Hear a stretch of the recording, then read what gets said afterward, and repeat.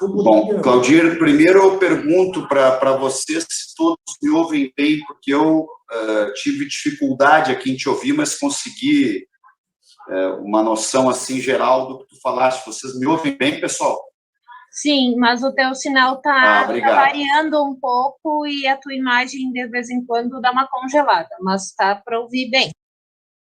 Bom, muito bem, assim, primeiro eu quero cumprimentar, né, todos vocês, todas que aqui estão, muitas pessoas conhecidas, né, e todos dedicados, né, a encontrar caminhos para que nós consigamos garantir um ambiente de trabalho justo e digno, né, para estes trabalhadores que se organizam na sua forma de trabalhar através de aplicativos.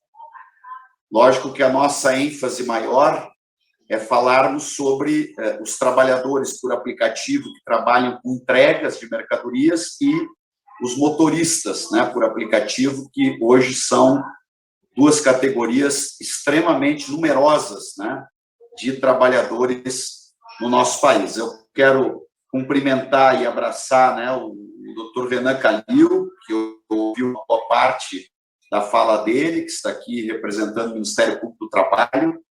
Quero cumprimentar o Antônio Costeg, né, o Castrinho, que é um amigo, um advogado trabalhista, né, e que, por sinal, ele e outros colegas, né, do escritório que ele constitui me ajudaram muito a compreender todo este processo, né, e construímos juntos, inclusive, um projeto de lei, que é um dos projetos que está sendo debatido aqui na Câmara Federal, que eu sou o primeiro signatário, mas que foi feito a muitas mãos e com forte participação do Castro, né?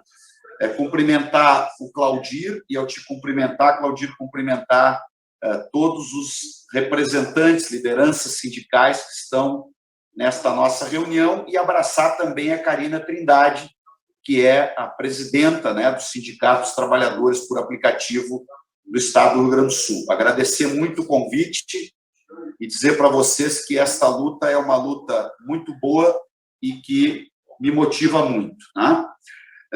Primeiro, né, gente, indo na questão, porque como o Castro vai falar a seguir, pelo que eu compreendi, eu vou me dedicar menos a falar do conteúdo do projeto de lei, que é uma das alternativas, porque existem diversas propostas, né, para regulamentar este importante, né, ambiente de trabalho, e o que nós mais precisamos é unir todos os esforços, procurando já debater o tema que o Claudir me sugere, quando vocês me convidam para esse seminário, é nós fazermos um grande movimento de pressão da sociedade brasileira, exigindo a regulamentação que melhore as condições de trabalho, de remuneração, de proteção destes milhões de trabalhadores que atuam e atuarão cada vez mais no mundo dos aplicativos, né? Porque a gente pode ir para além dos trabalhadores motoristas por aplicativo e dos entregadores de mercadorias, porque outros mercados também estão entrando cada vez mais nesta modelagem de trabalho, né? Então, a minha primeira grande convicção para partilhar com todos vocês é que há um apoio muito forte, inclusive pesquisas recentes mostraram isso. Eu, particularmente, li há poucas semanas atrás uma matéria na Folha de São Paulo, né, onde mostra um amplo apoio da sociedade brasileira quando perguntado sobre a ideia de se deve haver um conjunto de proteções, se deve haver algum tipo de legislação, se deve melhorar a remuneração dos trabalhadores por aplicativo. Há um ganho muito claro nosso, de quem está nesse seminário, da opinião pública. A ampla maioria da população brasileira compreende que os trabalhadores por aplicativo estão sendo hiperexplorados, estão sendo submetidos a uma condição de trabalho que não respeita os critérios, né, de trabalho justo e de trabalho digno.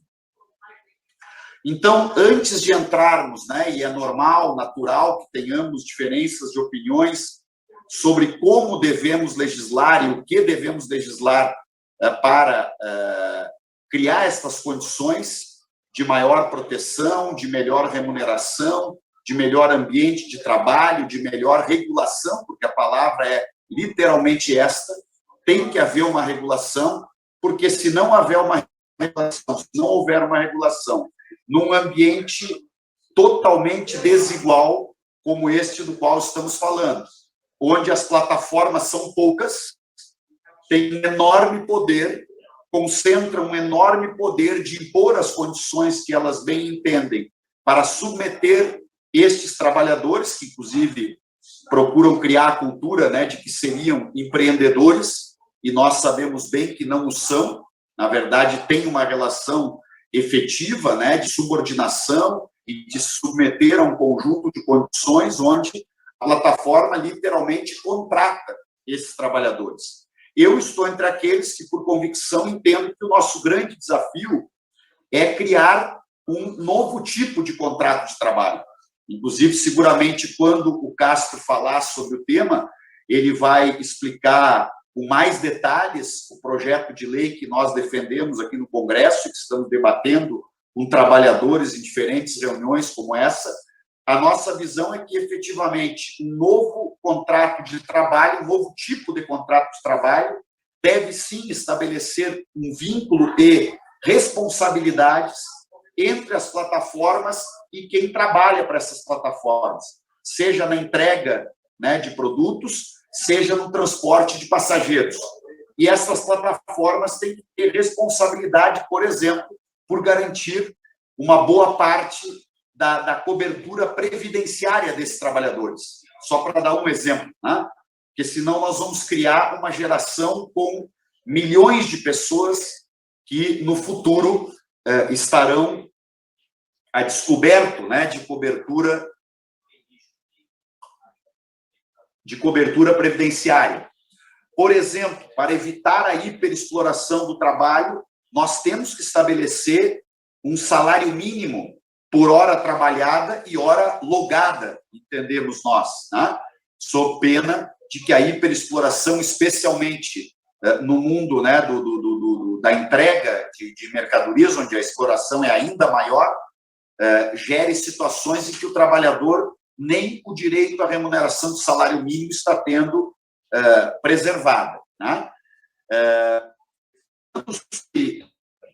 A temática, né, que eu não estava na sala, mas estou com assessora acompanhando o seminário e ela me informando, portanto, por WhatsApp, de opiniões que foram apresentadas durante a abertura aqui do nosso seminário, a preocupação de alguns que dizem, não, mas como nós queremos, de fato, esse trabalhador quer logar a diferentes formas.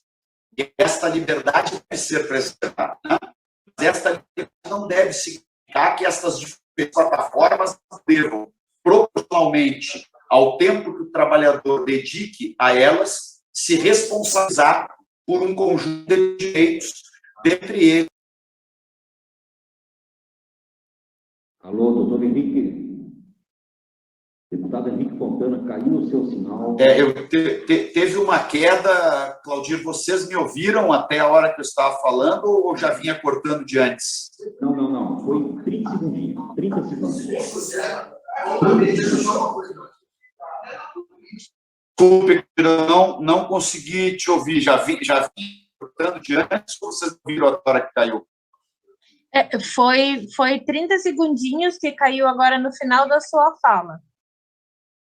Perfeito. Então, eu volto daí e eu estava dizendo, então, talvez eu repita alguma coisa, que é absolutamente possível, mais do que possível, necessário e totalmente factível, que estas diferentes plataformas, às quais o trabalhador quer se logar com liberdade, que elas, proporcionalmente às suas responsabilidades, assumam a responsabilidade com os direitos que esse trabalhador tem a um trabalho digno e protegido. Por exemplo, a remuneração de férias, por exemplo, o 13º, por exemplo, o vale alimentação, por exemplo, a previdência social e a cobertura previdenciária, só para dar alguns exemplos, porque isso tudo é absolutamente regulado, está tudo registrado, então é muito tranquilo saber que um motorista, por exemplo, teve uma renda de 2.000 vinda do trabalho dele para a plataforma A, mais uma renda de 1.000 vinda da plataforma B, e que essas duas plataformas têm que pagar 2/3 e 1/3 da sua contribuição previdenciária, da sua reserva de férias e da sua reserva, por exemplo, de 13º. Né? Só para dar esses exemplos, poderia entrar em outros detalhes. Outra questão muito importante é que o trabalhador não pode sofrer uma espécie de assédio dos algoritmos.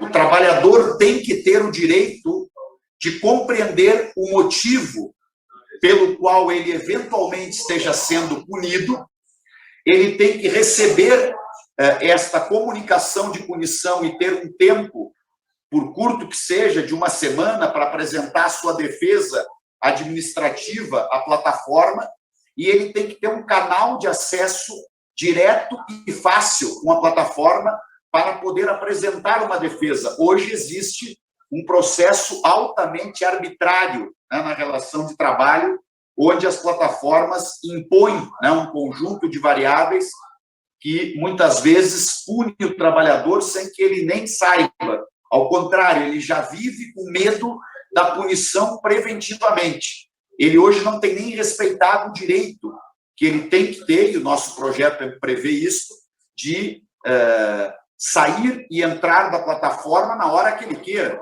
né? E se ele não tem uma relação trabalhista tradicional de horário de trabalho, ele não pode ser punido porque ele resolve deslogar, se é que essa palavra está correta, me desculpe aqui o neologismo, mas sair da plataforma durante uma hora, porque é interesse dele, ele vai pegar o seu filho na escola, etc., e a plataforma hoje pode aplicar punições nesse sentido, né?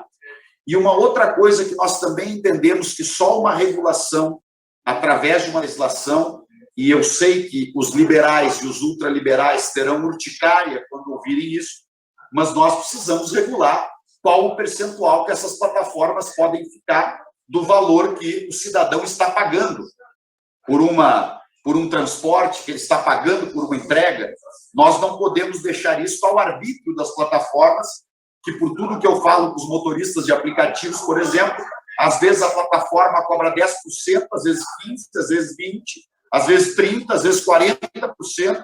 Então, quando chega a hora da safra boa, a plataforma aumenta o percentual que ela cobra e o trabalhador se submete, né, a uma perda, né, deste ganho. Assim como a clareza, né, do serviço para o qual ele está sendo contratado, né? Ele tem que saber exatamente quem ele vai levar, para onde ele vai levar, o que mercadoria ele vai levar, de onde para entregar a quem, né?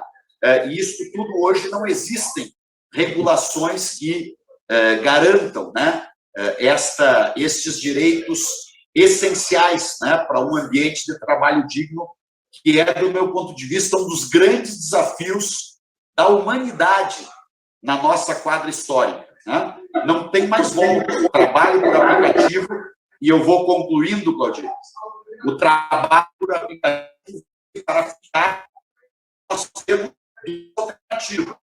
Ou nós temos condições de ambiente de selva de pedra totalmente desregulada, onde a hiperexploração campeia, né? E o trabalhador é cada vez mais protegido, ou nos debruçamos todos para garantir uma legislação que seja adequada para fazer esta proteção em todos os aspectos, né, deste mundo do trabalho.